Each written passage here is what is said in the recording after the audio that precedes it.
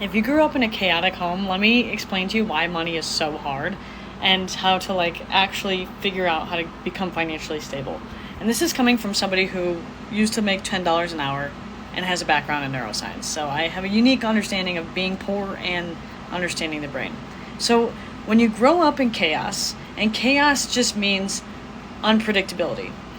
You have a network in your brain called the salience network, and it's a part of a system in your brain that basically decides what's worth paying attention to. And that salience network exists in two modes: your bottom up and your top down.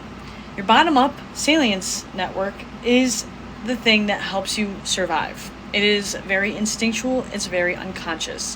When we grow up in a chaotic home, this becomes our primary mode of paying attention to our environment. This is what creates hypervigilance. And it's driven primarily by cortisol, adrenaline, or epinephrine, and glucose spikes in the body, because you need to metabolize a lot of resources to keep yourself safe.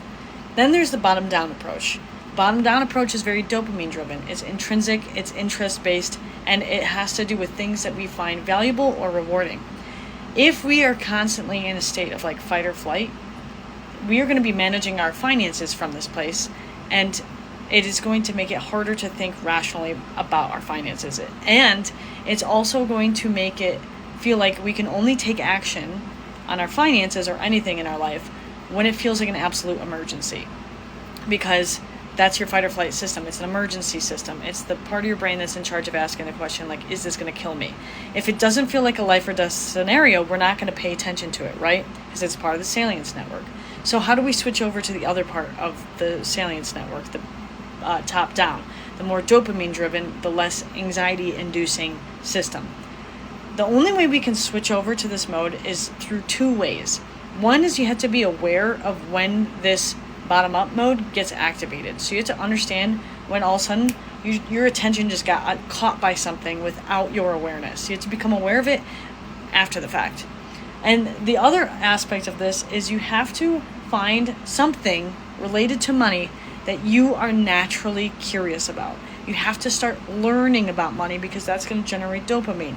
That's going to generate this top-down approach where you start to pay attention to money in a new way.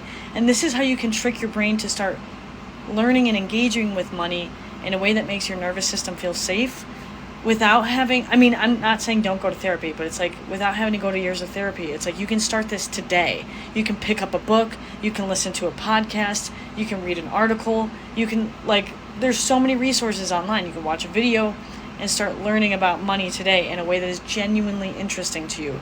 But if you don't pair those two together, becoming aware of when your automatic attention system gets hijacked, especially around money, it's going to be hard. This other system isn't going to completely override it. So you got to do both together.